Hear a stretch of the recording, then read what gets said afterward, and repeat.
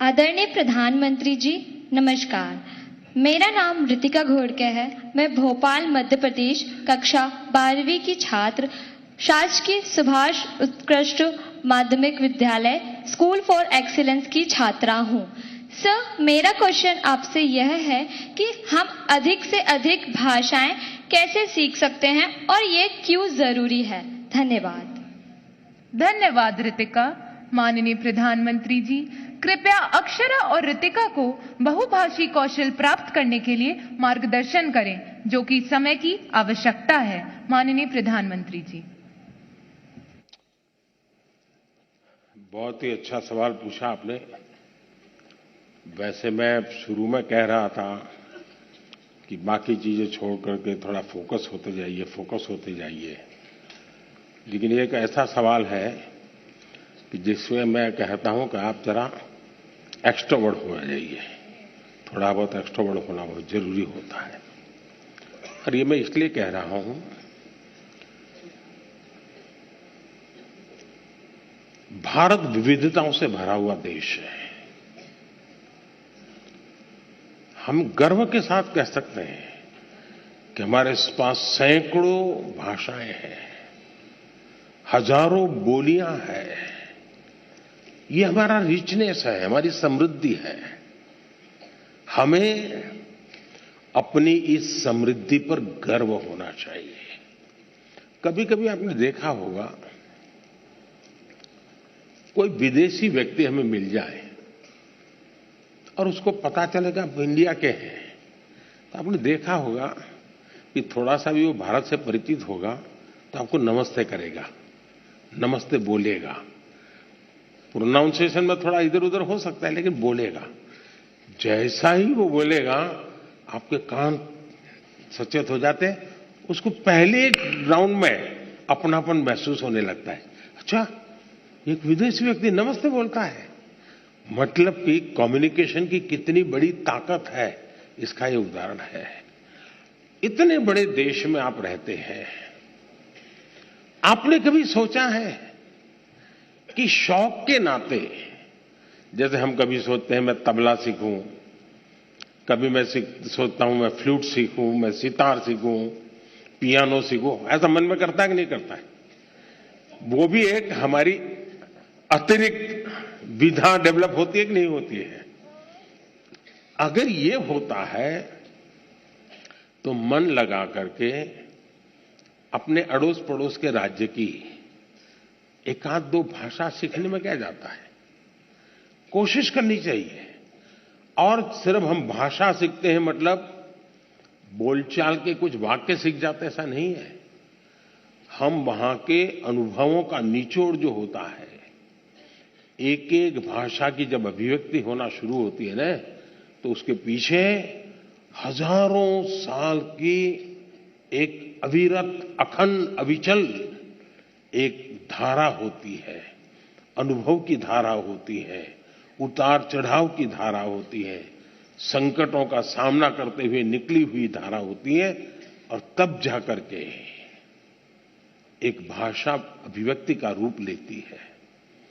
हम एक भाषा को जब जानते हैं, तब आपको उस हजारों साल पुरानी दुनिया में प्रवेश करने का द्वार खुल जाता है। और इसलिए बिना बोझ बनाए हमें भाषा सीखनी है। मैं कभी कभी हमेशा मुझे दुख होता है, बहुत दुख होता है। हमारे देश में कहीं पर कोई एक अच्छा स्मारक हो, पत्थर का बना हुआ, और कोई हमें कहे कि ये 2000 साल पुराना है, तो हमें गर्व होता है कि नहीं होता है? इतना बढ़िया चीज 2000 साल पहले थी, होता है कि नहीं होता है? किसी को भी गर्व होगा। फिर ये विचार नहीं आता है कि किस कोने में है। अरे भाई, 2000 साल पहले का ये व्यवस्था है, कितना बढ़िया बनाया है, हमारे पूर्वजों को कितना ज्ञान होगा।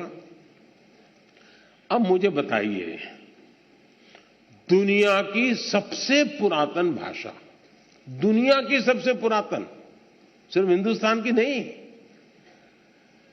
दुनिया की सबसे पुरातन भाषा जिस देश के पास हो, उस देश को गर्व होना चाहिए कि नहीं होना चाहिए?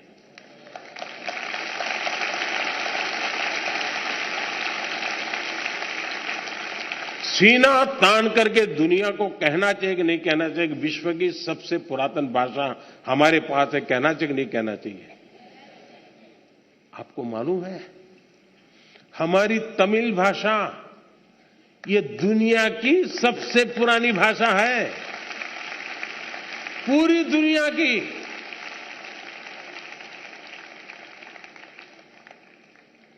इतनी बड़ी अमानत इस देश के पास है, इतना बड़ा गौरव देश के पास है, लेकिन हम सीना तान करके दुनिया में कहते नहीं है।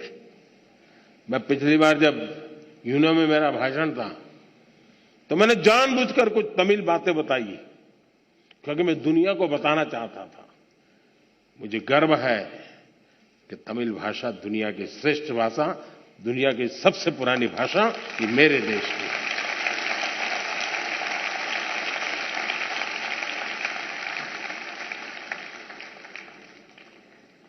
हमें गर्व करना चाहिए। अब देखिए, बड़े आराम से उत्तर भारत का व्यक्ति डोसा खाता है कि नहीं खाता है? खाता है कि नहीं खाता है? संभार भी बड़े मजे से खाता है कि नहीं खाता है?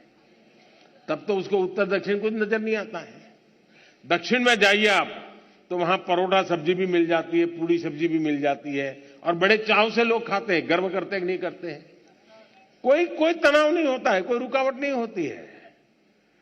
जितनी सहजता से बाकी जिंदगी आती है उतनी ही सहजता से, और मैं तो चाहूंगा हर किसी ने कोशिश करनी चाहिए कि अपनी मातृभाषा के उपरांत भारत की कोई न कोई भाषा, कुछ तो सेंटेंसेस आने चाहिए। आप देखिए कि आपको आनंद आएगा जब ऐसे व्यक्ति को मिलोगे और दो वाक्य भी अगर आप उसकी भाषा में बोलोगे, एकदम अपनापन हो जाएगा। और इसलिए भाषा को बोझ के रूप में नहीं।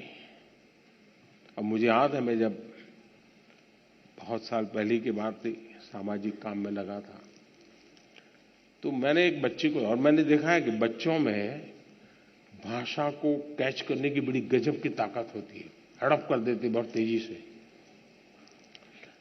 तो मैं कभी, हमारे यहाँ कैलिको मिल के एक मजदूर परिवार था अहमदाबाद में, तो मैं कभी उनके यहाँ भोजन के लिए जाता था। तो वहां एक बच्ची थी, वो कई भाषाएं बोलती थी। क्योंकि एक तो वो मजदूरों की कॉलोनी थी, तो कॉस्मोपॉलिटन थी। उसकी माताजी केरल से थी, पिताजी बंगाल से थे। पूरा कॉस्मोपॉलिटन होने के कारण हिंदी चलती थी। बगल में ये परिवार मराठी था, और स्कूल जो होती थी वो गुजराती होती थी।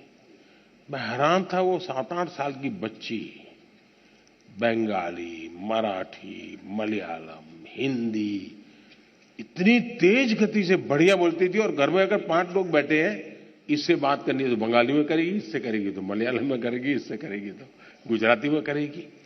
8-10 साल की बच्ची थी, यानी उसकी प्रतिभा खिल रही थी। और इसलिए मेरा तो आपसे आग्रह रहेगा कि हमें अपनी विरासत पे, और मैंने तो इस बार लाल किले से भी कहा था पंच प्राण की बात, अपनी विरासत पे हमें गर्व होना चाहिए। और हमें गर्व होना चाहिए कि हमारे पूर्वजों ने ऐसी भाषा हमें दी है। ये हर हिंदुस्तानी को गर्व होना चाहिए, हर भाषा पे गर्व होना चाहिए। बहुत बहुत धन्यवाद।